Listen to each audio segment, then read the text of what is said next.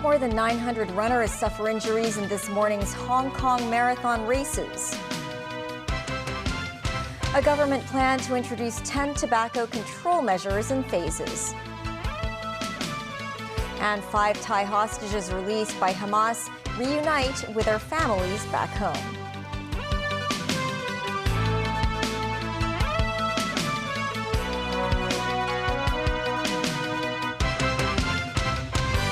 Hello and welcome to TVB News. I'm Melissa Hekalea. The Hong Kong Marathon was held earlier today. This as 3 mainland runners were disqualified after wearing bibs that didn't display their designated numbers. As of noon, more than 900 people suffered injuries in the event. 14 of them were sent to hospitals, with 5 in serious condition. Timothy Lee tells us more. 2, 1. Participants set off from the starting point of both the full and half marathons on Nathan Road in Tsim Sha Tsui early this morning. Hong Kong's favorite celebrity runner, Chow Yun-fat, a regular in the sporting events, raised resident spirits as he engaged in friendly banter with fellow runners.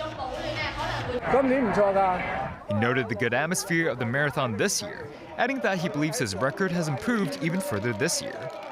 This year's route passed through Tsing Kwai Highway, the West Kowloon corridor, before reaching the Western Harbour Crossing and finally Victoria Park. Despite weather authorities' initial forecast of a drop in temperature to around 10 degrees Celsius, the relatively warm weather was a welcome surprise for many runners. Some participants from abroad noted the challenges of running on the city's hilly terrain. I didn't expect that many hills in the bridge, and the tunnels also were really hard. And it's the first time I do the full marathon in Hong Kong. It was hard. It always is. The Hong Kong course is very hilly, and the hill coming out of the harbour tunnel is always a killer. Many runners from abroad said they did not expect the relatively warm weather during the marathon. They said the weather conditions and arrangements of the event brought out the best of their performance. But the pleasant weather was somewhat overshadowed by the number of disqualifications this year.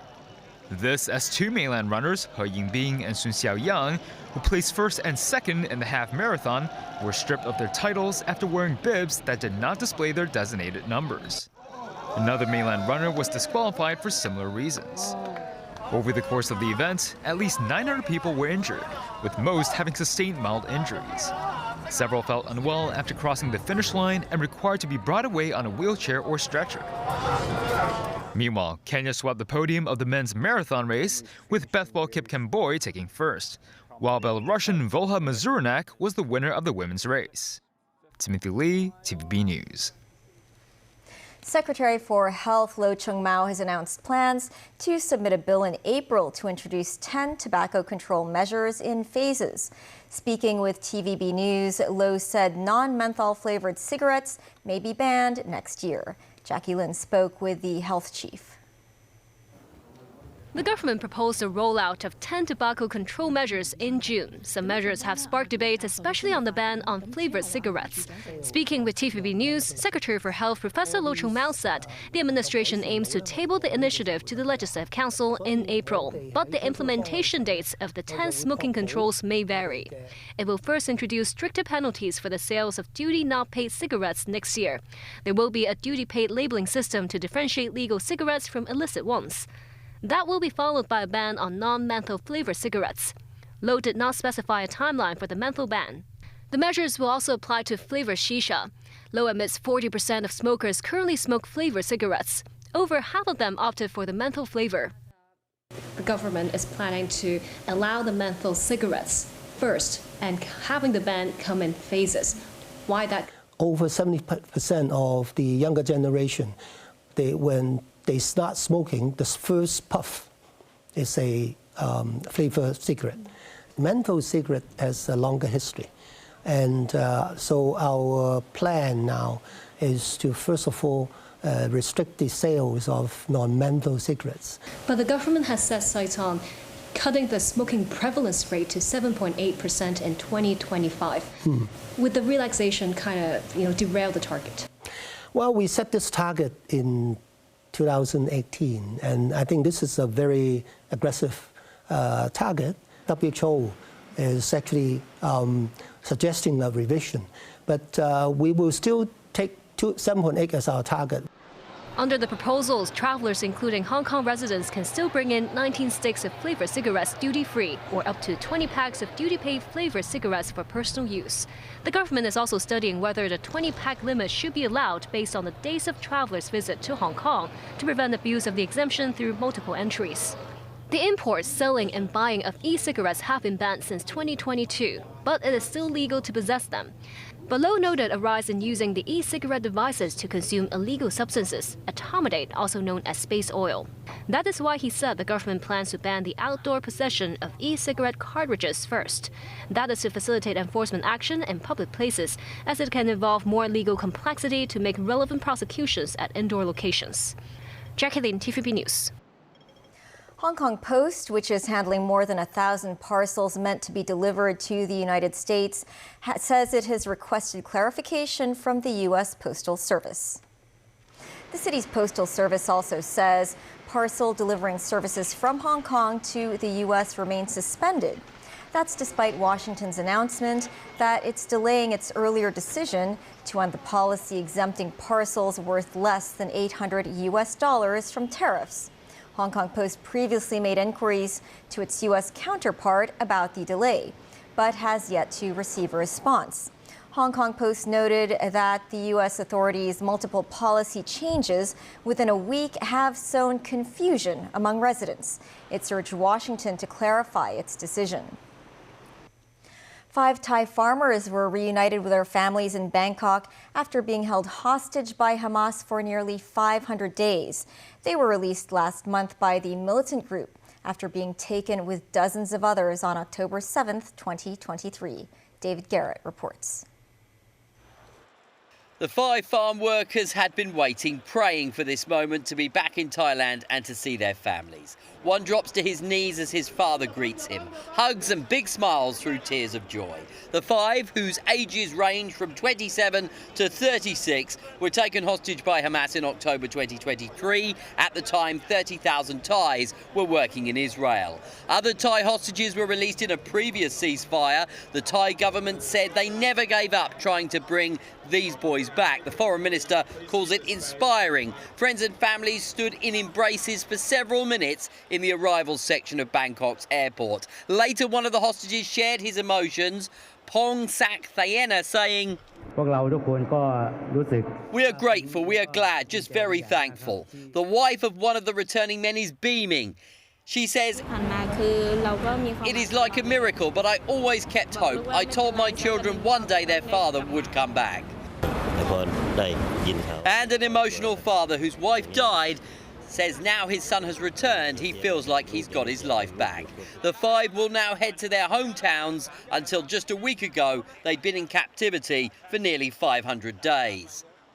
This comes after 3 Israelis were swapped for 183 Palestinian prisoners. The gaunt appearance of the trio released by Hamas has been criticised by the Israeli government. 52-year-old Eli Sharabi was reunited with his siblings. Hugs and tears of joy here too. Sharabi unaware, it seems, that his wife and daughters were murdered in the Hamas attack, which saw him abducted. He was said to have asked where they were when he arrived. The sparkle that is always in Ellie's eyes and the smile that is always on his face was gone. He looked disoriented and confused, and we just can't even imagine what's going on inside him. So the joy of him being alive is very much tempered by the scenes that we saw and the condition that we've seen. Israeli Prime Minister Benjamin Netanyahu again vowed to destroy Hamas as he welcomed the hostage release. Ayatollah Khamenei told Al Hayya the people of Gaza defeated the Zionist regime and America didn't reach any of their goals. America's deputy Middle East envoy is in Lebanon trying to make sure Hezbollah is not part of the newly installed administration. Morgan Ortagus sitting with new Lebanese Prime Minister Nawaf Salam, who has formed the country's first fully fledged government since 2022. David Garrett, TVB News. Still ahead, Ukraine's president warns Russia's cooperation with North Korea will be expanding. A microbiologist says parents should not overlook their kids' flu symptoms as students return to school after the Lunar New Year break. And Macau records 1.3 million visitors during the Spring Festival Golden Week holiday.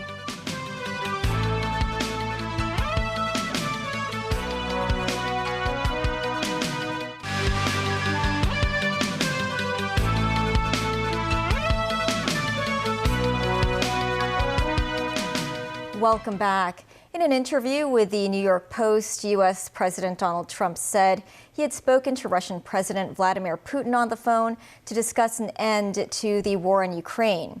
Meanwhile, Ukrainian President Volodymyr Zelensky announced he will be having scheduled meetings in the U.S. Zelensky also said Russia is developing new military production facilities. He warned Moscow's cooperation with North Korea will be expanding. Daniel Rell tells us more.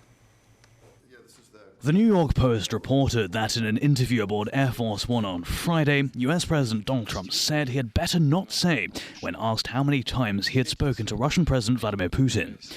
Trump told the New York Post he has always had a good relationship with Putin and he has a concrete plan to end the war in Ukraine. However, he did not disclose further details. Meanwhile,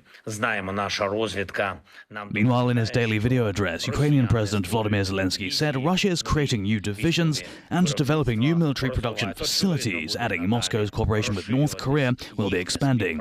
Zelensky also discussed preparations for the upcoming Ramstein security meeting, which includes every member of NATO. Zelensky met with Admiral Giuseppe Cavo-Dragone, the new chair of the NATO Military Committee, who is in Ukraine in a show of support and to discuss preparations for Ramstein and Kyiv's defense needs. The Ukrainian leader also announced he'll be having scheduled meetings in the US. He thanked French President Emmanuel Macron for supplying Ukraine with Mirage 2000 fighter jets and the Netherlands for the supply of F-16s. Daniel Rell, TVB News. Europe's far-right leaders applauded U.S. President Donald Trump's agenda at an event organized by Spain's Vox Party in Madrid under the banner Make Europe Great Again. Those gathered included Hungarian Prime Minister Viktor Orban, Italy's Deputy Premier Matteo Salvini, and French National Rally Party leader Marine Le Pen. Salvini and Vox President Santiago Abascal downplayed Trump's threat to hike tariffs on European imports. They said the European Union's taxes and regulations are a bigger danger to Europe's prosperity. The defense of Europe's borders against illegal immigration was another topic touched on by every speaker at the two-day event. Elsewhere, more than 200,000 protesters rallied in Munich, Germany, against far-right extremism ahead of the country's general election. The far-right anti-immigrant Alternative for Germany is in second place in recent polls. A clinical microbiology and infection doctor said parents should not overlook the symptoms of flu. The comment came as school year resumes on Monday after the Lunar New Year break. Mimo Singhai reports. While the flu season has arrived in the city since January, health authorities on Saturday said it is uncertain when the flu activity will reach its peak. With Monday being the official back-to-school day for students after the Lunar New Year holiday, some schools said they will enhance hygiene measures to protect students from seasonal influenza. For instance, to clean classrooms frequently and ask students to check temperatures at home every morning. Receiving influenza vaccines will be the most effective way to protect children amid the flu season. However, a doctor said misconceptions about flu and vaccines remain in society. People think that if they have contracted seasonal influenza during this period or recently, that they don't need to have the vaccine anyway, but that's not true. There are many different strains of influenza, and getting one type of influenza doesn't necessarily protect you against the next one. One reminds parents not to overlook the potential risks of flu symptoms. It's not something serious, so they may just, let it be cured by itself, but that's not true because we know that in some kids, influenza can progress and then cause a lot of complications as well. So the delay in attention, asking the kids to go to school even when they're feeling unwell, that is probably not the way to go nowadays. As to when the flu activity will peak, the doctor said it is difficult to say at this stage. She said authorities will have to study the mainland data because a large number of residents have travelled across the border. Mums 9, TVB News. Macau is striving to match visitor numbers this year to pre-pandemic levels. Sakura Ip spoke with the director of Macau's tourism office about her plans to leverage the city's strengths to boost tourism. During the mainland's 8-day Spring Festival Golden Week holiday, Macau attracted 1.309 million visitors, a 3.5% drop compared with last year, but there was a 10% increase in international tourists. Maria Helena de Sena Fernandez, director of the Macau Government Tourism Office, told TVB News that thanks to policies such as one trip a week for Zhuhai residents and multiple entry permit for Hongqin residents, the number of visitors to Macau this year is projected to reach 39 million. That's on a par with pre-pandemic levels. Mega events such as concerts are expected to be major attractions. Because of the new gaming contracts, the 6 concessionaires have to put quite a lot of their investments to make sure that the non-gaming elements are in place. So we're seeing all sorts of performing artists from the mainland, from Hong Kong, even from Taiwan, and also from international artists as well, coming to Macau to have either short-term performances or more, or more longer-term performances. She also emphasized the city's commitment to establishing and revitalizing tourist attractions to better manage a visitor influx, especially amongst those who have visited Macau before. Obviously, we will need to improve on transportation for those areas, as well as other kinds of, elements that can bring people to those areas. The 6 gaming concessionaires also have the task to develop or redevelop or revamp our old areas of town. So what we call the 6 different districts that they need to revamp and to promote. So this would give us more product, or more elements in order to try to, lure the visitors. The city also plans to leverage visa-free and visa-on-arrival policies to encourage more foreign travelers to consider visiting Macau and cities in the Greater Bay Area. The tourism office will enhance overseas promotion to attract more international travelers to Macau and other Greater Bay Area cities. Sakura Ip, TVB News, Macau. That's the news. Thanks for watching. Have a good evening.